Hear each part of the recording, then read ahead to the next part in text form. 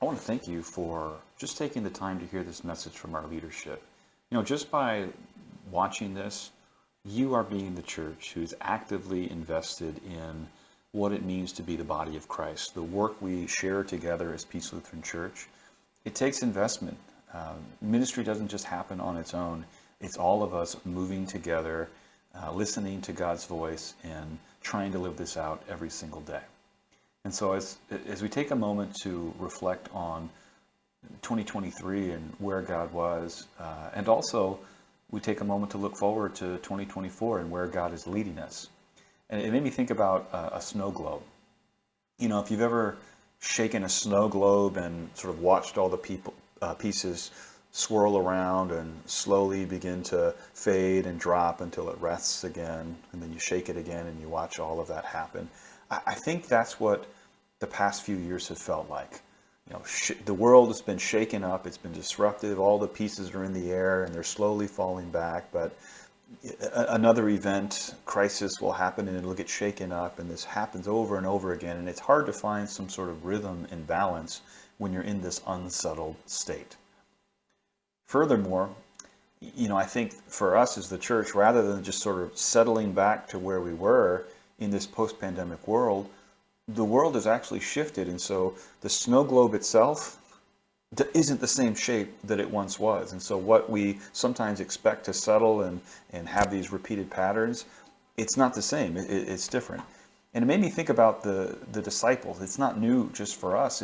The first disciples after Jesus is crucified, they had put all of their hopes and dreams and invested all of their lives and left everything behind and went to follow him, only to see everything dashed in an instant. And they were up in the air and scared of what the next steps would be, and living behind these locked doors, probably thinking that their future was short and they would be joining Jesus soon in death as well, also mired by their own grief and pain of the loss of the one that they loved.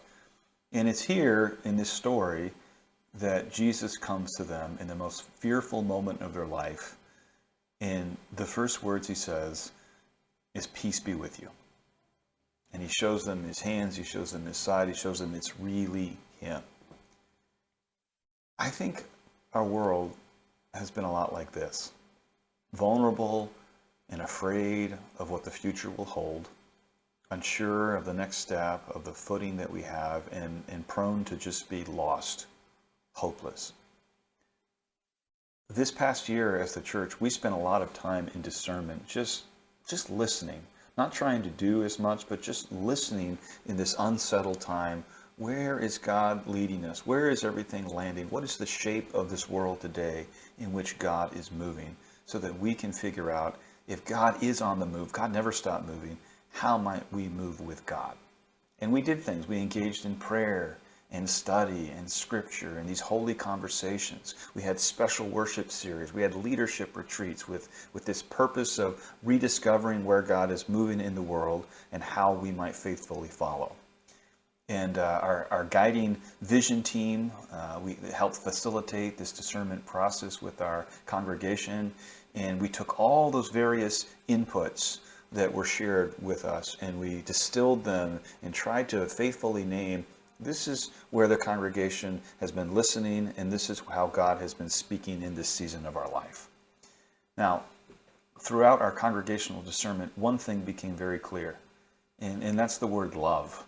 The word love just stood out everywhere, and it's anchored in the mission of God, that it's something about love. That's what we need to be focused on. And so after this year-long process, after this hearing God speak in this loving way, we finally did the homework and came together and clarified our mission, vision, and values. And I'm proud of the congregation's work to pause and not just throw something up on a wall, but to really go through this in this slow, methodical process of how God continues to speak. We didn't rush it. We didn't go too slow. It was the right speed for us to really listen and hear and be ready to move. And so we came up with these things to live by as our North Star. We asked questions like, what is God's vision, and how are we called to partner with God so that we may move toward that vision? And the vision is, a world made whole through love. Where is God going? God is going to make a world made whole through love. What's our purpose as the church? What's the mission? Our mission is to love like Jesus so that each person experiences God's way. That's going to hold us. And what are the core values, those guiding principles that will always be at the fore of how we make decisions? Shalom, the Hebrew word for peace, actively pursuing reconciliation and wholeness, making the world whole. Compassion, recognizing and entering into our shared humanity. Compassion, that's how God lives. Service, that we are going to respond to the needs of others. That's how God works and how we're called to live. And finally, grace, sharing the love that God first gave us. It always starts with God's deep love, this gracious God who comes to us.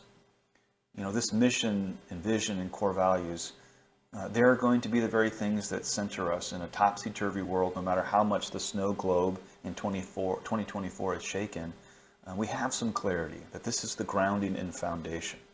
And though we've had our challenges these past few years, I think we're more primed than ever to live out the ministry God has entrusted to us and to impact the lives around us.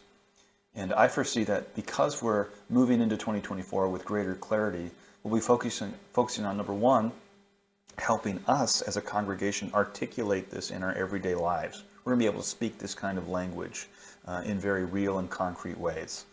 And number two, implementing this mission, vision, and values in all sorts of ways, coming up with those goals and those plans and saying, here's how we're going to drive it forward and live it out. I think we're going to have more purpose and clarity, and there's going to be some wonderful things that happen in 2024. We're going to look different because of that, though. When you have that clarity and you know where you're going, we're not just going to settle down to the ground. We're going to be moving as God asks us to move.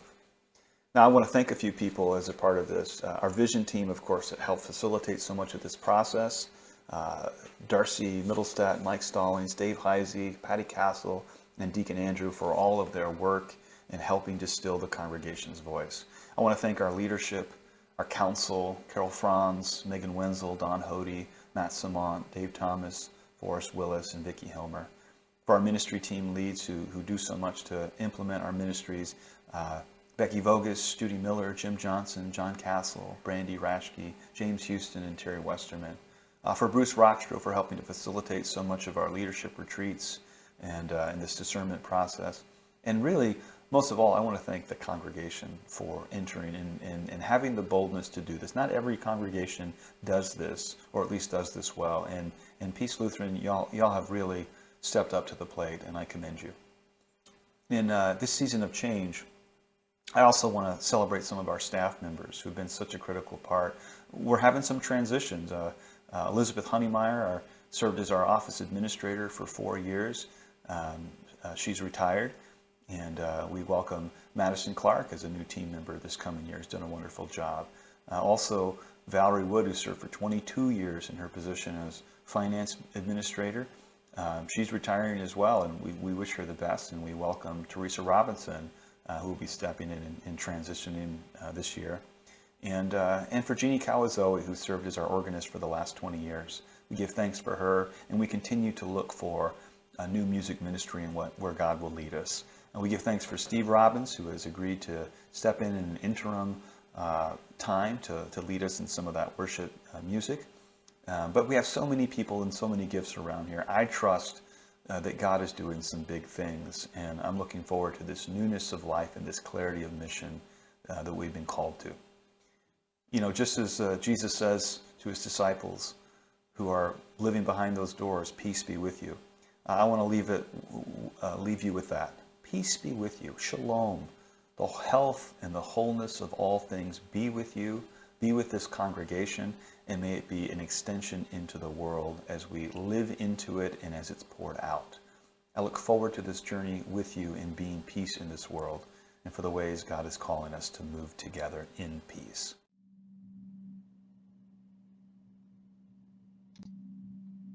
Greetings and Happy New Year, my fellow members of Peace. My name is James Houston, and I am the lead of the finance ministry team. Over the last year, Peace has worked to define its mission, vision, and values, which set the guiding principles for our budget. It's important that we invest in the things that will make a difference in carrying out our life of faith. Today, I will give you a brief overview of the budgeting process. Then I'll show you a traditional budget, followed by a visualization of our missional budget that better represents how we use our gifts to love God, love people, and serve the world. This is how the budget process happens. The three main steps are analysis, review, and approval and adoption. All the ministry teams were asked to look at their budgets from last year as well as what they spent. Last year we had an optimistic aspirational budget. This year we asked the ministry teams to present both an aspirational budget and an austere budget that reflects a minimum requirement. The team's budgets were reviewed by the finance team and the executive committee. At that point, questions were asked and answered, and numbers were revised, some down and some up. The final budget reflects a compromise between the aspirational budget and the austere budget.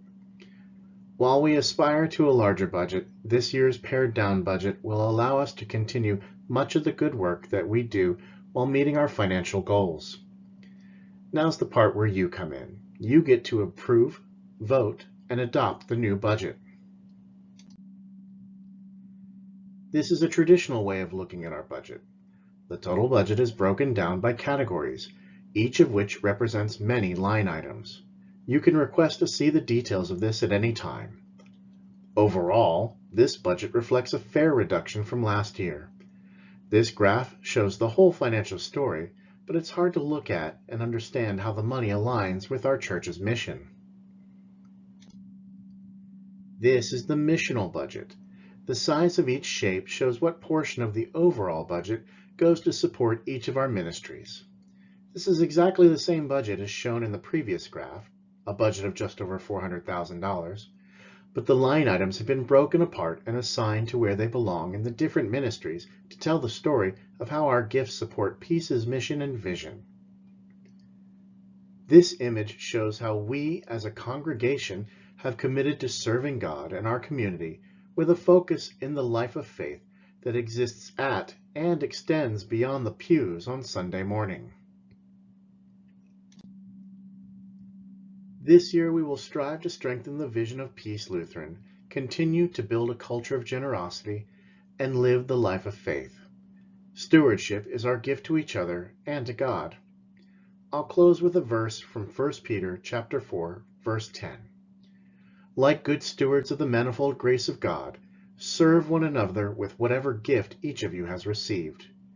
May God bless and keep you all. Thank you for listening.